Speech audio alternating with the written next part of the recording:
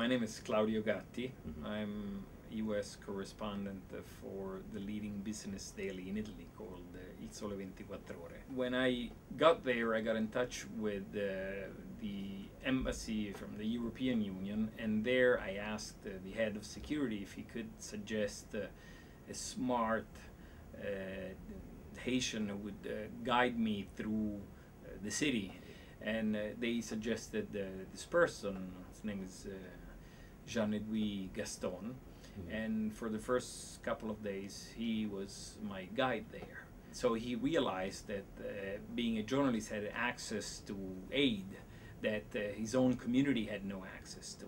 So immediately started thinking of ways that, where he could use my contacts to help his community, and that's how the whole process started. He started opening up a local clinic where he found doctors from a hospital that has some financing from Italy. I put him in touch with the medical director, who's an Italian doctor who spends some part of the year in Port-au-Prince, and he offered them the possibility of going to his neighborhood, which is in the center of Port-au-Prince, an area that was completely destroyed, where even a week after the earthquake, no aid had arrived, no food, no water, and most importantly, no doctors. You remember at the beginning there was this huge problem with the bottleneck at the airport, where all the aids were. The aid was arriving through the airport, but then there was a huge problem of logistical problem of distributing the aid. So I've seen various communities sort of respond on their own. I think one of the great disadvantages for the Haitian population is that there is a historical absence of a functioning government. But one of the great advantages for the local population is the historical absence of a functioning government. People are used to respond to tragedies on their own, and I've seen just people doing that. They're a community-based organization made of exclusively Haitians. There is an advisory board made of professionals from other countries, including myself. They initially opened the clinic with the support of this hospital, but now the clinic is operating completely self-sufficiently, meaning there are Haitian nurses, there is a Haitian doctor, and there is no outside help. They are just sort of running on their own. And then they started a number of projects in terms of distribution of food and water. They have 2 pickup trucks that a dealer from Puerto Rico donated to the association, and they use that for transportation of injured people, sick people, or food. Right sort of off the clinic, about 50 yards above the clinic, there is one of the many small makeshift tent cities that came, started soon after the earthquake, where most of the population from the area moved.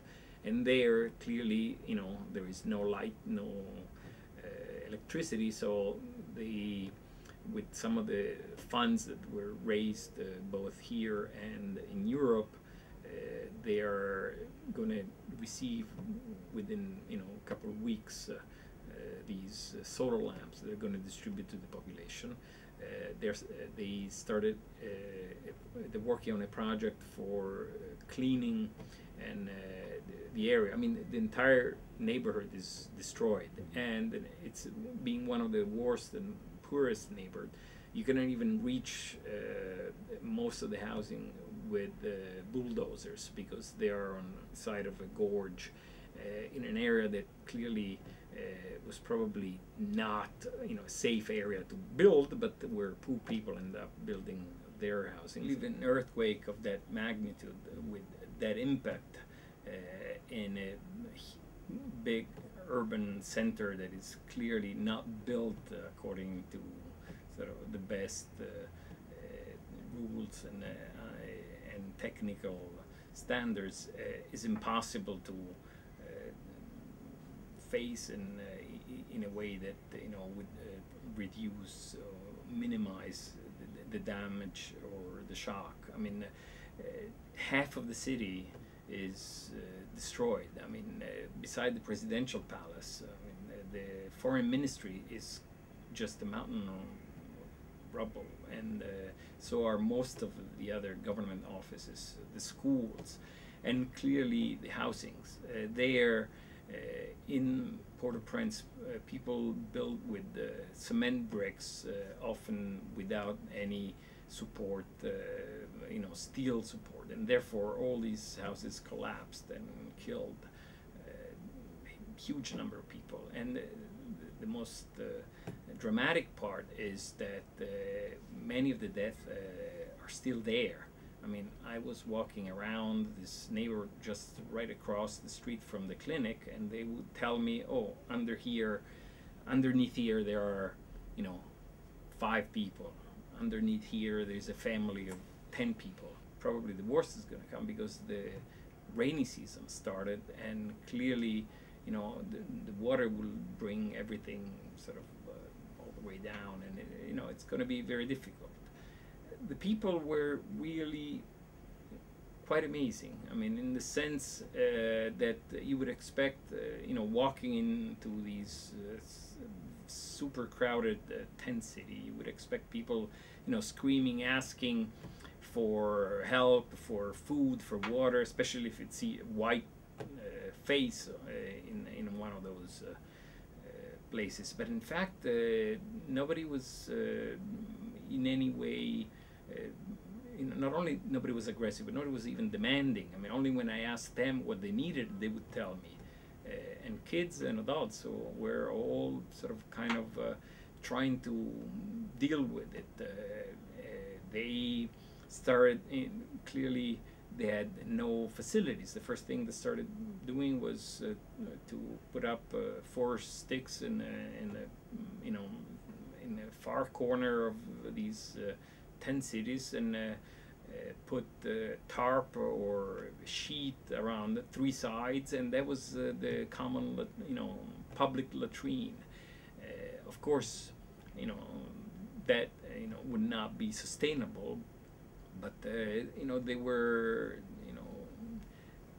they responded to the crisis on their own. It will be more difficult, I think, with time. The problem is that with time, the rest of the world will forget about it and think about the next tragedy, and then will be, really, things will get really difficult. Before leaving, I promised Gaston and the others from Solidarité Haïtienne that I would try to help, and I came back and with my wife talked about ways to fundraise that would go past sort of donating our own money, and we thought that an art auction would be a good idea because of the art that I'd seen in Port-au-Prince, and because we had a number of friends and friends of friends who were artists here in New York who were very generous in offering their work.